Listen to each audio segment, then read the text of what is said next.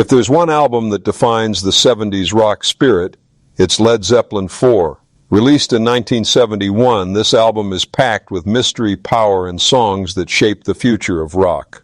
From the thunder of Black Dog to the haunting beauty of Stairway to Heaven, it's an album that feels timeless. Jimmy Page's guitar riffs are sharp and unforgettable, while Robert Plant's soaring vocals sound like they're calling from another world. What makes this record so essential isn't just the hits, it's the balance. You get hard rock energy, bluesy grooves, and folk-inspired moments that showcase the band's versatility. Songs like Going to California bring softness, while When the Levee Breaks pounds like an earthquake. For many fans, Led Zeppelin 4 was more than music. It was an experience. You could put on headphones, close your eyes, and be taken somewhere else entirely.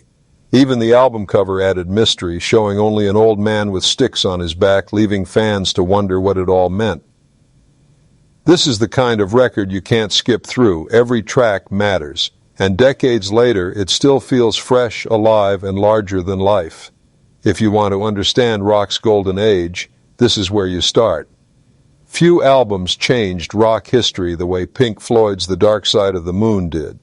Released in 1973, it wasn't just an album, it was an entire journey through sound. It spoke about life, time, money, madness, and death, all wrapped in music that was both complex and deeply emotional. The opening heartbeat pulls you in, and before long you're floating through Breathe, then racing through the chaos of time and the soul of us and them. Every song connects to the next, creating one seamless story. The band wasn't just playing music, they were painting a picture of human existence. And then, of course, there's Money with its unusual time signature and cash register sounds too. Hat made it instantly recognizable. David Gilmour's guitar solos cut straight into the soul, while Richard Wright's keyboards built entire universes of sound. But what really made this album iconic was its impact. It stayed on the Billboard charts for over 14 years, something no other rock record has ever done. And the Prism cover? Instantly recognizable, a symbol of rock culture itself. The Dark Side of the Moon isn't just an album, it's an experience every rock fan needs to have. By the early 70s, the Rolling Stones were already the world's most dangerous rock band, but with Exile on Main Saint released in 1972, they created something raw, messy, and absolutely brilliant. Recorded while the band hid out in a villa in the south of France, this double album captured both chaos and genius. It wasn't polished, it wasn't perfect, but that's exactly what made it powerful. Songs like Rocks Off and Tumbling Dice were gritty and full of swagger, while tracks like Shine a Light brought deep emotion.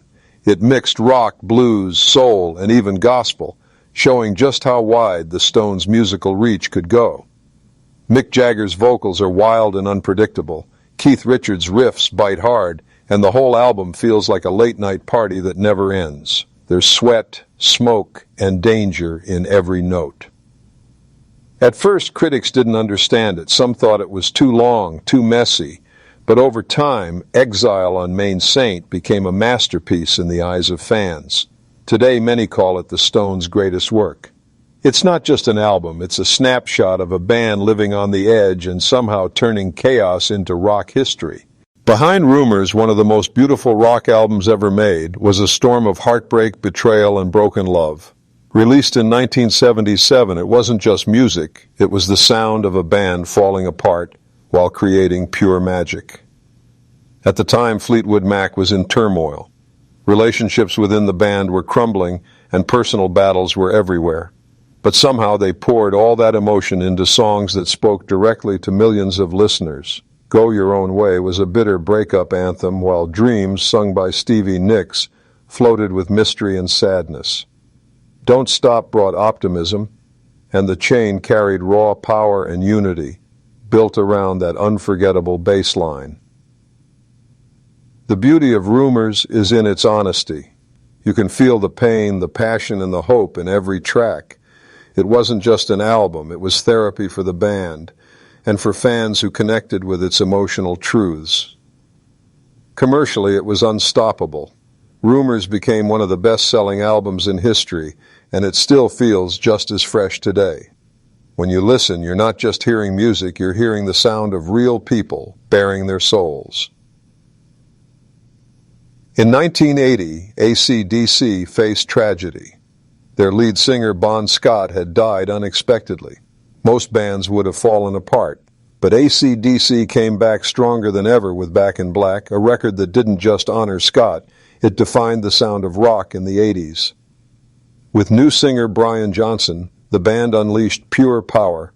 The title track, Back in Black, became an anthem of survival, a way of saying rock will never die. Hell's Bells opened the album with chilling church bells before exploding into heavy riffs. And then came You Shook Me All Night Long, one of the most iconic rock songs ever written. The guitar work of Angus and Malcolm Young is sharp, loud, and unforgettable. The rhythm hits like thunder, and every song feels like it was made to be blasted at full volume.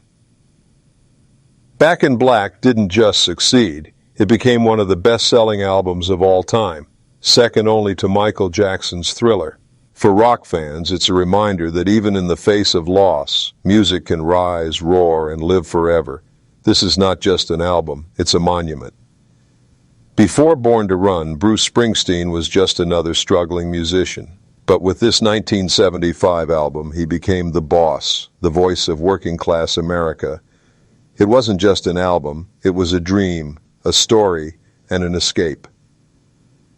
From the very first notes of Thunder Road, you're pulled into Springsteen's world of cars, love, and chasing something bigger than yourself. The title track, Born to Run, is pure electricity, fast, loud, and desperate like a young man racing against time. What makes this album special is the storytelling. Each song feels like a movie filled with characters, struggles, and hope. Jungleland closes the record with a 9-minute epic that combines poetry, passion, and power. Springsteen didn't just sing. He spoke for people who felt stuck, who wanted more from life but didn't know if they'd ever get it. That's why fans connected so deeply. Born to Run wasn't just a breakthrough for Springsteen, it was a lifeline for millions of listeners, and to this day it remains one of the greatest albums to roll down the highway with, windows down, chasing the horizon. By the end of the 70s, punk rock had shaken the music world, but London Calling, released in 1979, proved that punk could grow, expand, and become something bigger. The Clash didn't just scream, they created one of the most diverse, powerful records of the era. The title track, London Calling, was a warning siren, full of anger and urgency. But then came reggae-influenced songs like Guns of Brixton, rockabilly tracks like Brand New Cadillac, and even touches of jazz and ska. It wasn't just punk, it was a melting pot of sounds. What tied it all together was the band's energy and message. Joe Strummer's vocals carried passion and politics, speaking about real struggles in a way fans could feel. The music had teeth, but it also had heart. London Calling was raw, ambitious, and fearless. At 19 songs long, it was a double album that never felt boring. Every track mattered, every lyric hit hard.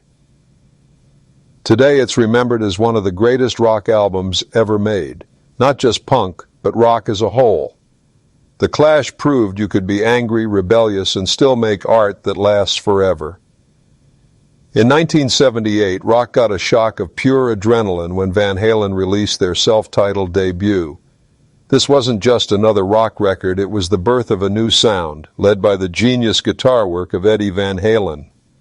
The opening track, Running with the Devil, set the tone, loud, wild, and full of swagger, but it was Eruption that changed everything. Eddie's two-handed tapping solo was unlike anything anyone had ever heard before. Guitarists around the world were stunned, and overnight, Eddie became a legend. David Lee Roth's vocals brought fun and energy, while the rhythm section, Michael Anthony on bass and Alex Van Halen on drums, kept the fire burning. Songs like Ain't Talking About Love and their cover of You Really Got Me made it clear Van Halen wasn't here to play safe. This album launched a movement. Suddenly, every young guitarist wanted to sound like Eddie, and every rock fan wanted to feel that kind of energy. Van Halen's debut wasn't just successful, it redefined what rock could sound like in the late 70s and set the stage for the 80s rock explosion. The late 80s were full of flashy glam rock, but then came Appetite for Destruction in 1987, and everything changed. Guns N' Roses brought danger, grit, and raw honesty back to rock. From the first scream of Welcome to the Jungle, you knew this wasn't just another band. This was chaos wrapped in music. Axl Rose's piercing voice, Slash's smoking guitar solos, and Duff McKagan's thunderous bass created a sound that was both wild and unforgettable. Songs like Sweet Child of Mine showed a softer side, with one of the most famous guitar riffs in history. Meanwhile, Paradise City became an anthem, and Night Rain captured the reckless spirit of the band's lifestyle. What made this album legendary was its authenticity. Guns N' Roses didn't hide who they were. They lived fast, partied hard, and poured it all into their music.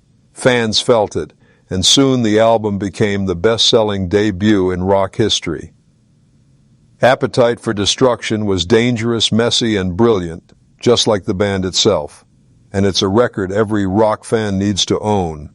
By 1986, heavy metal had already made its mark, but Metallica's Master of Puppets took things to a whole new level. It wasn't just heavy, it was smart, complex, and brutally powerful. The opening track, Battery, explodes like a thunderstorm, and the title track, Master of Puppets, is a metal masterpiece about addiction and control. With songs like Welcome Home, Sanitarium, the band showed they could mix aggression with deep emotion. James Hetfield's rhythm guitar work is unmatched, while Lars Ulrich's drumming drives everything forward.